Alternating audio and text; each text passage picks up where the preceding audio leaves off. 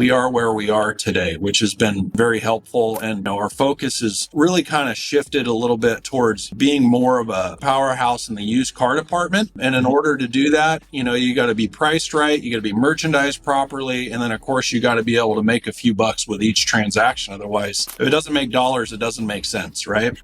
Today, I'm thrilled to chat with Dennis Gingrich, Sales and Finance Director at the Niello Company, a top-tier 10-rooftop luxury dealer group in California. We dive into the latest trends in dealership finance products and uncover how he managed to literally double profits while improving the customer experience. A big thank you to our sponsors for making today's episode possible: CDK Global, Cars Commerce, and Dealer Image Pro. And now, let's get into the show. Dennis Gingrich on the CDG podcast. Dennis, welcome. Yeah, thanks for having me. It's great to be here. Appreciate you.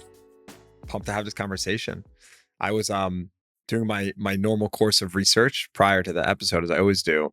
I started noticing that where you came from into the industry. So you were on the vendor side at Zurich, which you can provide background on what Zurich does and how it's involved in industry. But you guys have bred some, a little mafia over here. I mean, I know the COO of Ziegler Automotive is Sam Dark. He's a Zurich guy. You're a Zurich guy. What's going on with it? What do they have in the water at Zurich? Well, I don't know, man. I had a great 8 years at Zurich, and honestly, I would give them a lot of credit just for my professional development. I think Sam, who's a great guy, good friend of mine, would probably say the same.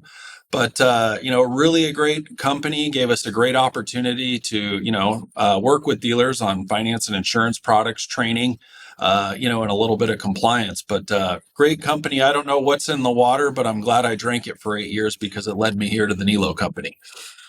Well, you've done well for yourself. Tell me a little bit about something that I personally haven't experienced, which is going from the vendor side to the dealer side. I always view these two things as like two completely different worlds, right? The dealership is this super entrepreneurial organism where, you're only as good as the next car you sell, right? You have to put cars on the road. Of course, let's not forget about service and fixed ops, but it's this, kind of you eat what you kill type of mentality. Corporate side, much bigger typically with many different processes. At least I usually perceive it less as something is less entrepreneurial, which I'm sure some people would argue that that's not the case on some companies. Needless to say, how did you make that transition? Why did you make that transition? Why get into retail? So, prior to joining Zurich, I was in the retail space. I started as a car salesman at 97. I was making me 18 back then, and things got really real. I found out I was going to have my first kid about 20, so I got really serious and buckled down about the car business. And then, I moved over to California from Reno to chase my now wife, and we had we had some more kids, and then I just was starting where I was at. I felt like I just wasn't growing or developing. I was a finance manager, and I had a good friend that used to call on me. He worked for Zurich at the time, still a really good friend of mine.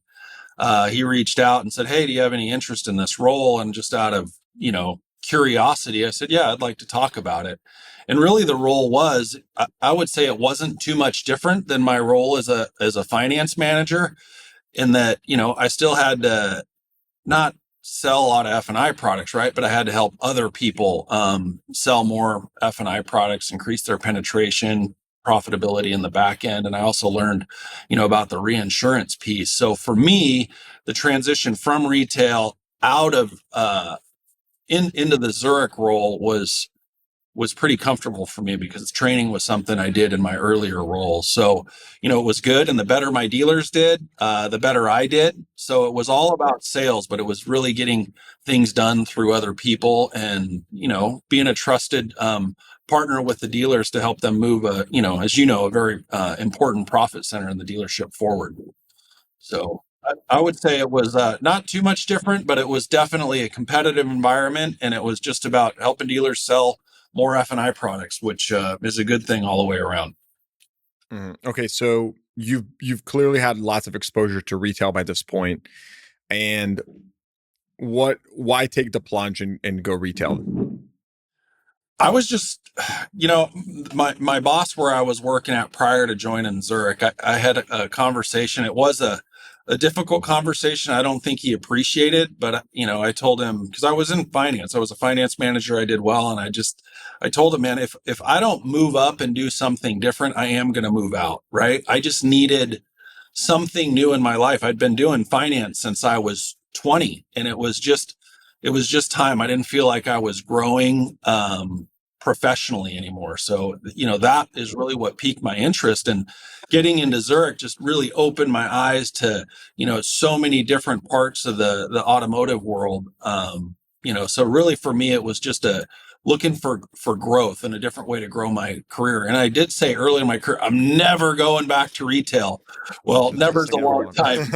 time. Yeah. So tell me, before we hop into the nitty gritty, and I want to talk about Niello as well, about what you're doing today. I love talking to people like yourself because you've seen so many different businesses across the country. What are some, and again, you train dealerships on F&I, right? So you were doing this daily. What are some of the best performing dealerships in the country doing when it comes to F&I? Like what separates the overperformers and the underperformers? In my mind, I think it's just individuals that are open to looking internally, right? Just saying, I always use the example finance managers typically if they're having a tough month. Well, it's cash, it's leases, it's all the things we've heard in this industry for a long time. But I think the individuals that just take some accountability and understand there are certain things we can control in this business and there's other things that we can't control. And I think the dealerships that have employees that are able to really put those two things in different buckets allows them to be open and really engage and finding a way to do things better. And better means, yeah, profitability, but I think better also means a better customer experience, right? Because the better we do in offering these products and of course trying to sell more, but the customer is buying them for the reasons they believe they need them, it just keeps them coming back into the dealership for parts and service and, ultimately another car deal down the road. So, that is the biggest thing is, not sitting around pretending that you have all the answers. And the companies that I dealt with that had that type of mentality every day of the week would eat the other's lunch. Okay, so for anyone that doesn't understand, you were saying, so what separates overperformers, underperformers. You were saying cash leases, which you were essentially alluding to the fact that if a dealer is doing lots of leases and selling lots of vehicles cash, there will be less, lower attach rate, fewer people are going to be buying these F&I products, right? It's pretty obvious. Tell me a little bit about Niello. So how many stores, how many cars selling per year? Give us some context about the size and scale of your current organization. Yeah, so the Niello Company was founded in 1921 in the Bay Area. Our entire platform consists of currently 10 rooftops here in Sacramento. We've got a couple Porsche stores, two JLR stores, Acura, Audi, two BMW stores, Mini, Volkswagen, and Volvo. We're predominantly in the High Line. All of our dealerships, as the crow flies, are within about a 30-mile radius. Currently, we're selling right around 1,100 retail units a month, and we do about 725 million a year in sales. Looking to grow. So, but family owned, family operated, and I tell everybody this. All 650 people that work here, I think, I don't want to say everybody, but the vast majority would believe that we really work for good kings at the Niello Company. They're like amazing human beings, and they're in the auto industry. Oh, that's crazy. What if they, before I had another question, but what does it take to have someone in your organization say that about you? Like, what have they done? How do they brand themselves so well that you're speaking so highly of them? What have they Dude, done? it's funny, the Niello Company was my largest account while I was at Zurich, or top two depending upon the month. But whenever I would come to the Niello Company, it was the weirdest thing. I would come in here and everybody's like, God, I'm just so grateful I work here. This place is great. I've worked at other places. Rick Niello, that's, our president. He's here. He's just always thankful for what I do. Like Rick will pick up the phone regarding if he hears somebody doing something great or amazing, he will literally just call and people go, oh, what's he calling me for? He just wants to tell you you're doing a good job. Right. And I don't, as sad as it is, Okay. that's not the norm. And, on all the dealership walls, we have our core values, right? And I really think, I think a lot of companies have core values. They post them on the wall and they're kind of there, right? They're just signs on a wall. They don't mean anything. No, they don't mean anything, but I will tell you, these things, if you come into our dealership as a customer, we get customer feedback about them, the employees, we lead with, we're a team, we respect one another, we encourage self-improvement, we have high expectations, we embrace change, we enthusiastically value our customers, and we do support our community. But I think if anybody were to walk into any single one of the dealerships, they would see that on the daily basis, and they would feel it from our employees because they're all treated with those running in the background, which is great. But I mean, obviously, we're compensated well. They treat us great, and they thank us for a good job. And if there's a challenge, they can articulate it like we're just two civil human beings having a conversation about how to get better. And I think that's how they get all the fan base they have about people working here. Okay, so I want to break down a little bit about a little bit of your sales process, right? You oversee the sales and F&I, and so you are really driving a lot of these, or not, I mean, all these decisions behind the scenes. Tell me, let's just start. You mentioned all the brands under your roof. I want to kind of pull back the curtain a little bit here. What are some of the brands where you see the best F&I profits versus some of the brands where you see, the worst F&I profits? Can you give us a little overview? Yeah, just it kind of goes in line with the overall price of the car. We're fortunate; we do very well with Porsche and the JLR brand. And then probably BMW, Audi, Volvo, Acura, and then Volkswagen. I think I hit them all. That's kind of the order they go. But people that buy these type of vehicles, right? Nobody needs a Porsche. Nobody needs a Land Rover. It's Whoa, definitely. whoa, whoa, whoa, whoa! I need one. I'm just I kidding. feel, I feel that way sometimes too. I can't quite convince Mrs. Gingrich, but I'm working on it. I'm like the worst closer in the history of the car business, I think. But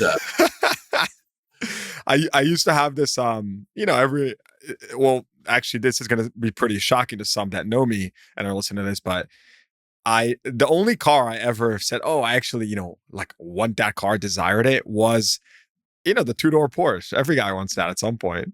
And then my dreams got shattered, having kids. You're like, this is not that practical right now. So let's delay this a little bit. yeah, adulting sucks sometimes. You got to sacrifice, but the long-term gains are there. I've been told, and I'm starting to see it. Right. Uh, okay. So now are the margins the same? Is it just we're talking about the absolute profit is maybe higher on those, or are the margins actually, do you see a big variance of the actual margin percentage on the different brands, whether it's Highline, luxury, or basic?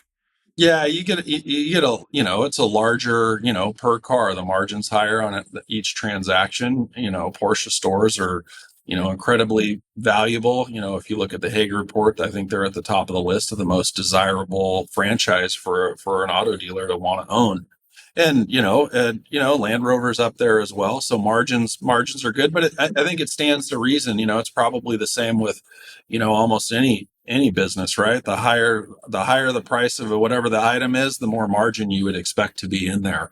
And when you go down maybe more towards the domestic, that's more a volume based or a need type car, the margins aren't quite as good. I think that's pretty common.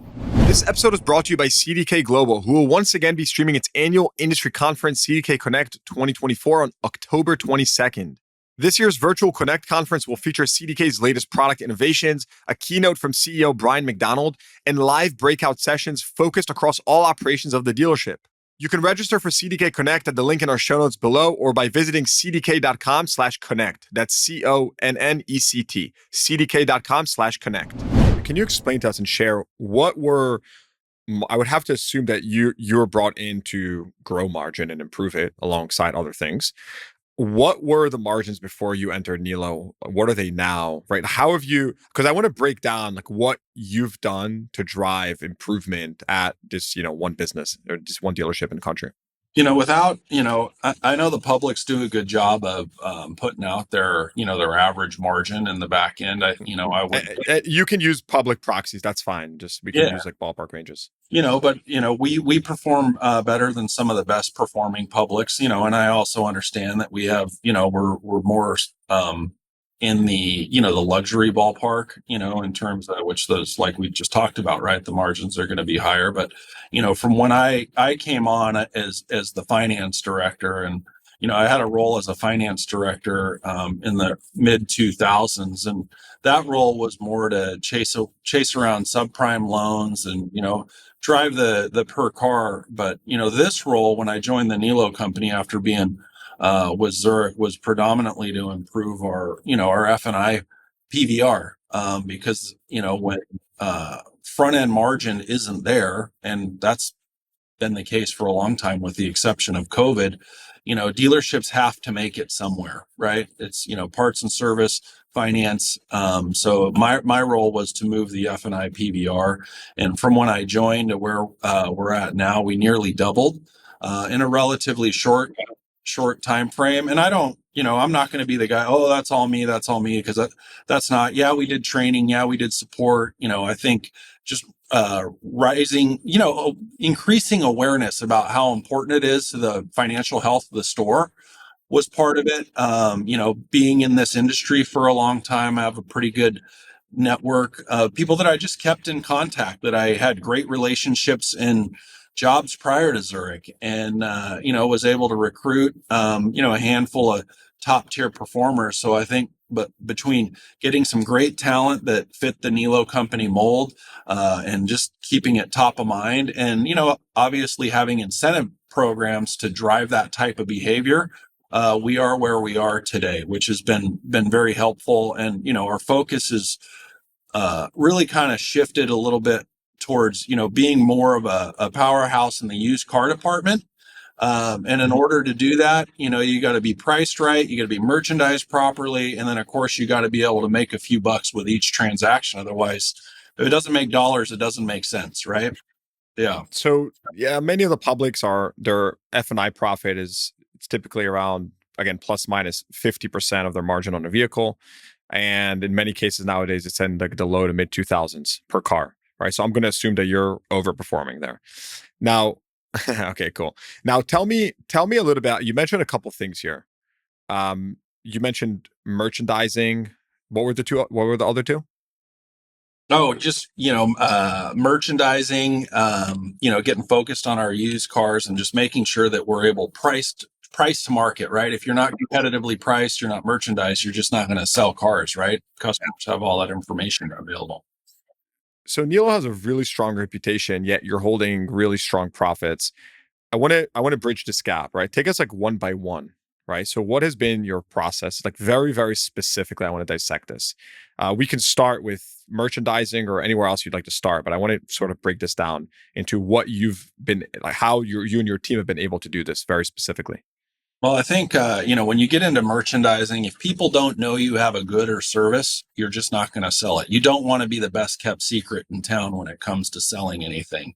So from a merchandising standpoint, I think it starts with just the Niello family's philosophy that we would rather not have a car deal at the risk of maybe losing a customer because we didn't treat them right or give them a good product, right?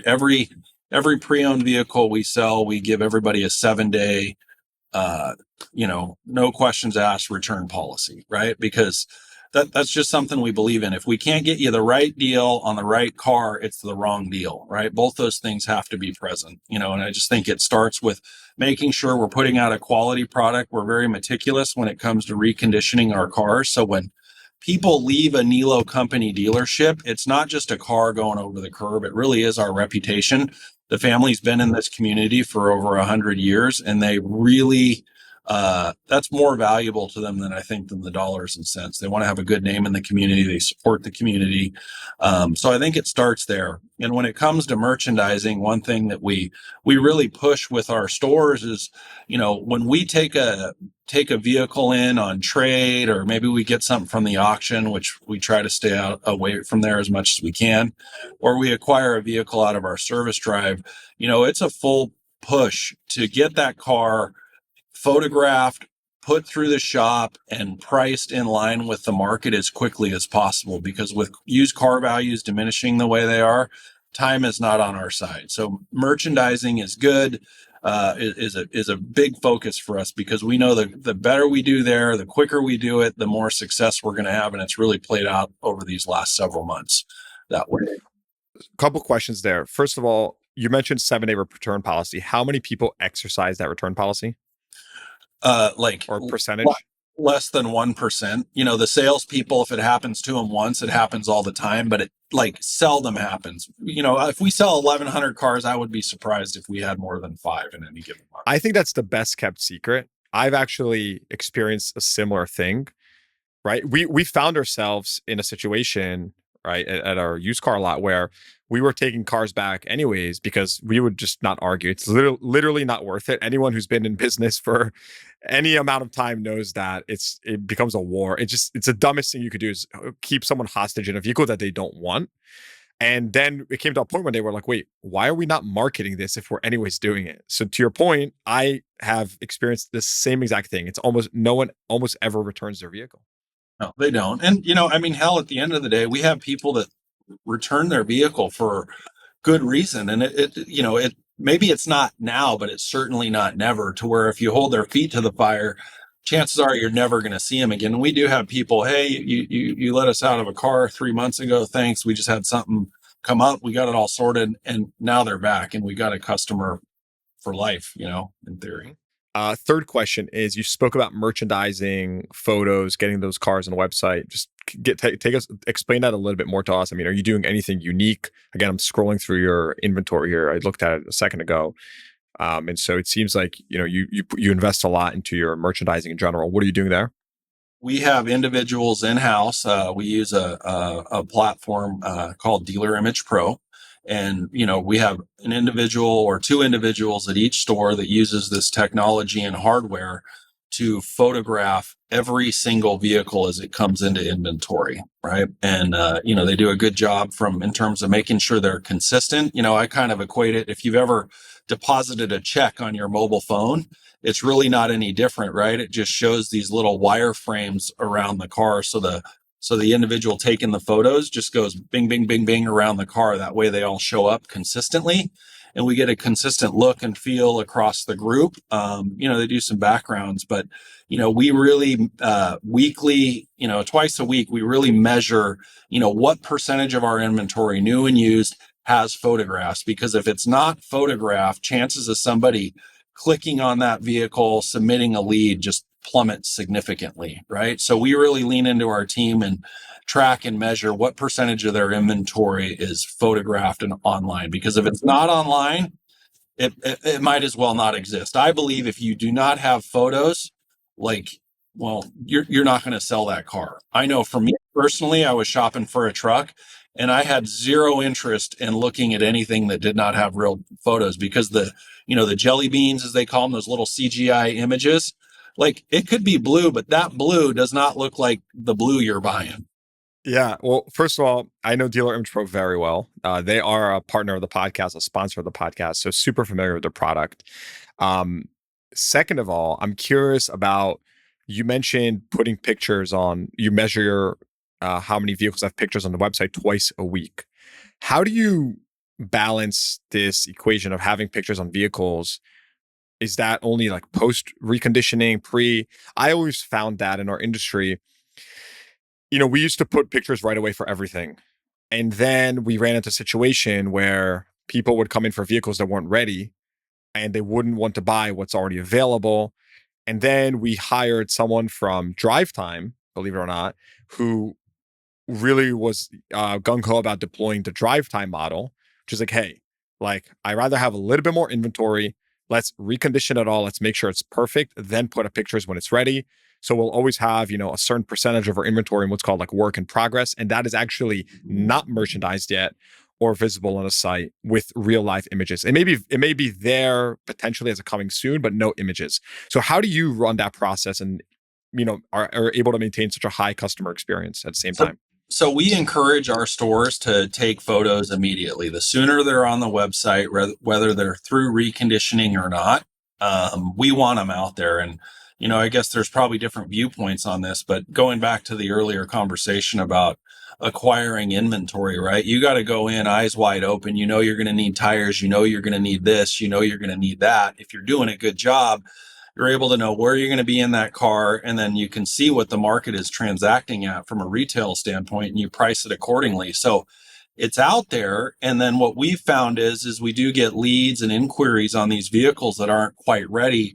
That allows us to really prioritize what's important, right? If I have a customer that's really excited about this, Q5 I took in on trade over the weekend, I know, hey, I got to make sure the front deal's clear, right? That's all good. And then I can just go to my shop and say, hey, we got to get this one in because we got a customer that's wanting to come in on Wednesday, right? And the quicker we turn that inventory, the better we do, because these cars aren't getting worth more as each day passes, as you know. So, and we just let the customer know, hey, it hasn't gone through the shop. But when it does go through the shop, you're going to be able to see everything we did to it and what we didn't do, because, we just believe in sharing that with our customers. You also mentioned CGI. So for anyone that's not familiar with the term, right, Dennis is referring to those virtual backgrounds that some dealers use. I'm assuming I'm correct here, but so tell me more about. Tell me, do you do any of that kind of stuff to kind of speed up your merchandising? Yeah, some of this built into the Dealer Image Pro product, they can apply background, so you get that consistent look and feel. Up until, I can't tell you the exact date, we had all of our backgrounds, with the exception of maybe some some photos of some fresh merch, right? That was just trying to get on the website. We were all the same, but one of the manufacturers, Porsche, they did not want their dealers to use CGI background, so our quest to get uniformity across our Really? photos derailed. Yeah, whatever. I mean, personally, backgrounds. Whatever. Yeah, I don't think anybody is looking at our photos going, look at that beautiful background, right? I think they're looking at the car, the descriptions, the miles, price. That's good. Yeah. Yeah, I actually never used CGI in my experience because I was too like pedant. I needed that real live photo. But that's an interesting observation that you're saying Porsche doesn't even allow those CGI backgrounds. That's crazy. It's crazy the amount of detail the luxury manufacturers think about. It's actually like beautiful. I love that because I'm the same way. Like I obsess over like a letter or like a punctuation when to create a piece of content. So that's cool to see that there's other areas in the car business where that's prevalent. Yeah, no, it's Porsche's an amazing manufacturer. They make an amazing car. I mean, they are not that the others aren't, but they are very well put together, very meticulous across a lot of fronts, but you can't argue with the success that brand has. This episode is brought to you by Cars Commerce, the platform to simplify everything about buying and selling cars, including the quote unquote follow up. Let me explain. Dealers, fast and effective follow up is crucial for converting leads into customers. But here's the problem. 40% of shoppers report that they are not getting timely or helpful responses from dealerships. This is a huge problem because your own team could be leaving 4 out of every 10 sales opportunities on the table. Cars Commerce makes it simple to measure and improve your follow-up performance. A Cars.com experience report tracks the percentage of leads your team is responding to and how customers rate those responses. While Dealer Inspire's retailing technology enables your team to quickly text follow-ups with personalized financing options to make the most out of every opportunity. To learn more about how you can measure and improve your team's follow-up performance, go to carscommerce.inc/experience or click the link in the show notes below. Okay, so before we move on to market and your insights into where we're at today from the car industry, tell me a little bit more about your actual in-store sales process and F&I. Right, curious how you run that. Do you do anything that is maybe particularly unique to your organization? There's so many different ways that dealers across the country sell. I mean, I guess in some ways it's all the same, but in other ways it's all has its own tweaks and quirks and whatnot. So curious to know what is your process that your store follows. I would say we're traditional in terms of the steps of the sale, right? Most of our traffic comes by way of an internet lead. They're looking at us online well before they come in, with the exception of we got a couple stores and auto malls where we'll get, a higher frequency of foot traffic. But the process overall is, just, welcoming customers to the store, finding out what it is they want. If it's an internet lead, we already know, and, just asking questions. We want to make sure they like the car, they like the company, right? Because if they like the company, they like the car, and they like our sales professional, we're set up for success. I feel like we do like our customers to take the vehicle for a test drive prior to buying it, because no two used cars, as you know, Yossi, drive the same. Same goes for new, and Feel the wheel, seal the deal. it does, man. I definitely subscribe to that. But I think if there's one thing that might be a little bit maybe different. We have our sales professionals, at each store. They have some finance and insurance products that they present, with the initial proposal, because there's studies out there that indicate people do want to buy these protection products, right? They just want to know more about them earlier in the process, so they have time to consider and figure it out. And you have some customers that, yeah, I'll take that and that, right? And then they'll buy the car, and then they go through, and then we have our finance managers obviously make sure whatever was agreed to out the front, in terms of products, are properly disclosed, and go over any other options that may not have been shared with the customer up front. Obviously trying to sell a few more protection products, and then, do the paperwork, shake their hand, thank them for their business, and, make sure they're coming back to see us for parts and service. In terms of products that you're selling nowadays, are you seeing any interesting trends? Is anything changing, particularly in the environment we're in today, where vehicle values have been declining? We're still pretty close to all-time highs in terms of actual prices, but values are declining, which is putting downward pressure on dealership profits. Other than the traditional vehicle service contracts, gap insurance, whatnot, are you seeing anything going through your mind? Any products that are up and coming? Anything like that? I think, just cosmetic products in general, things like ceramic coating, tire and wheel. We work in a luxury environment here, so I think people have a lot more concern over how their vehicle looks. I think security is important. Nowadays, you look at California, the insurance rates, I can't remember I think they're supposed to go up another 25% next year, is what I was reading the other day. And I think, when you take all that together, right, when you look at inflation, you just look at these F&I products, and, it certainly is a way for a customer to kind of control their monthly expense, right? So I just think broadly, they're definitely a value. I think they're more valuable than they ever have been, just the way how expensive everything is getting, between gas, groceries, insurance rates.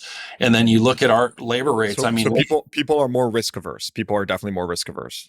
Well, I think so, because all of a sudden you look at what it costs to buy a new car. And you talk about this extensively, it seems to be a common theme. You just can't afford to go out and, drop sign up for another $1,000 payment, because, like you talked about, cars' values are decreasing.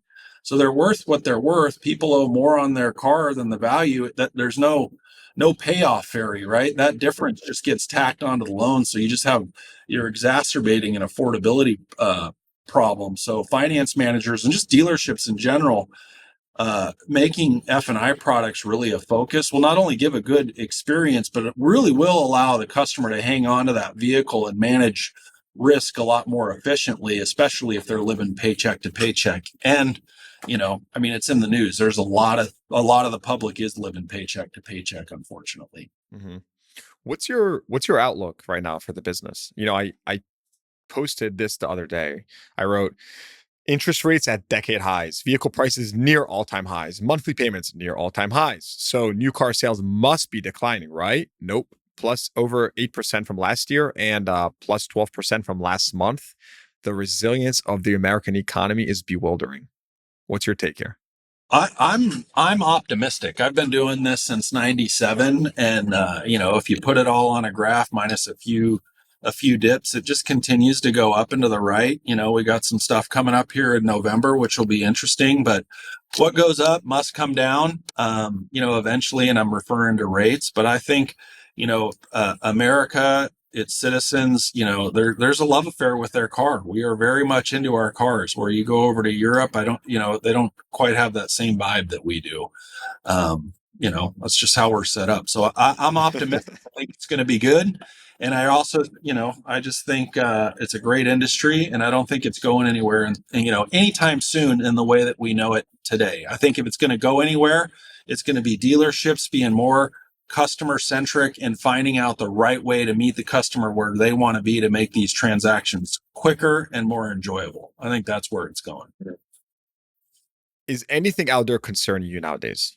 And I ask, look, I know you do a lot of luxury and highline, so you are pretty well insulated, especially talking about, Porsche and stuff like the Range Rover, Land Rover, right? You're talking about these are vehicles that, if you have money and you lose 50% of your net worth, you can still purchase that vehicle. So your customers have disposable income to play with. But what's concerning you? I mean, anything keeping you up at night? Anything going through your head?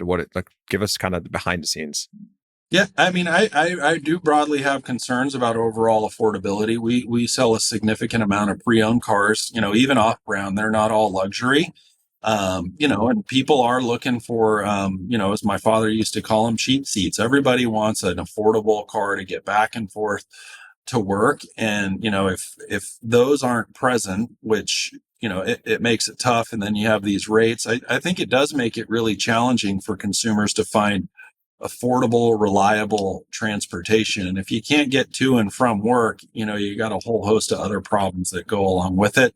That concerns me. And then I just think in the background, we have the FTC with everything they're talking about relative to the car industry. I think some of what they're talking about in that cars rule, what is it, combating automobile scams. Yeah, I think there is some good stuff in there that I think would be good for the industry, but I think there's a lot of other stuff in there that's onerous and is a byproduct of having individuals that truly don't understand the automotive industry regulating it, and that concerns me quite a bit. Mm-hmm. What do you think would be good in the cars rule, or what aspects do you think could be a positive? I think this is that part where I try to exercise as much intellectual honesty and really kind of dissect and say, let's be real for a second, right? What is wrong with the way things are being done? Why is this even a topic of conversation, right? There's plenty of industries that make a lot of money. So why this industry? And to your point, what actually could maybe make sense? And then of course, what could not make sense? Because you mentioned people that potentially don't understand the industry trying to regulate it. That's a problem. So let's just start with, what do you think could be good? Well, I think the biggest thing, if I had to put in a nutshell why the industry has, such a bad perception, I would say one word to describe that would be transparency, right? And the part of the cars rule that I think makes sense is, if Dennis is going to advertise a car for a certain price, right? I think it would be good for the dealership down the road or the neighboring state to advertise their car at whatever the price is, right? So you have people go into stores and there's add-ons and these different things, and sometimes they're just not on the website. They're not clear. They're not conspicuous. I think that added layer of transparency and level setting that for the consumer would be good, and I think it would just make for an overall better experience for the consumer in terms of transparency. One thing in California, every retail car deal, someone that finances, we have this form. It's called a pre-contract disclosure statement, and what that does is every single F&I product sold on a transaction needs to be itemized, the name of it and how much the customer's paying for it, down the whole list. And then on the bottom, it shows what the car payment would be with and without those products. And that has to be on every deal. Like a lender won't even fund a consumer's loan without it present in the deal package. I think that, coupled with, kind of consistent pricing, the way we need to advertise our cars online, I think that's good. I think it gets rid of the transparency problem the industry has. That is one. that I think would be good because, I mean, let's face it. I mean, we have some well-deserved black eyes from some behavior over the years, I think. But if a customer comes in and it's transparent, I don't want to deal with a consumer that thinks I'm not being honest and forthcoming. It's not great to be on the receiving end, and it just makes for a hard transaction, I think. All right, Dennis, before we wrap up, I'm curious to know, and this is a very general question, what's exciting to you nowadays? What's going through your mind on a positive note? What are you excited about? Man, I really, I think I'm weird. I really don't feel like I work. I really am fortunate to be here. So everything about this place, everything about the people that work here, I'm excited about. I really am on this journey. I've been here a little over 4.5 years now. I'm just really excited to see people continue to grow and choose to make a career out of our industry because it is a great industry. It's a people industry, and that's what excites me. That's what keeps me going, and yeah, that's what floats my boat, man. I got it is a people industry. Yeah. Yeah, and so my shameless plug, we just announced CDG Recruiting. So car dealership guy acquired Global Auto Staffing, and we are in the recruiting business, baby. Because sometimes the job board is not enough and you need your hand held. So that's my shameless plug. I agree with you. It is a people industry, and people are as the most important. So yeah, and I think it's great that you're doing that. If you don't have great people that want to win and want to get better, ultimately the customers are the ones that are suffering. And I think with your brand and then doing that, you're going to be able to offer a great service to dealerships that are looking for quality talent to not only drive their business forward, but improve their reputation within their communities because they do a great job. So I'm excited for you. appreciate that. All right. So before we wrap up, is that a book of Elon Musk in the background, or is that a picture? What is that? That's a picture. I'm a big Elon Musk fan. Optimism, pessimism, that we're going to make it happen. Ooh, that's good. I like it.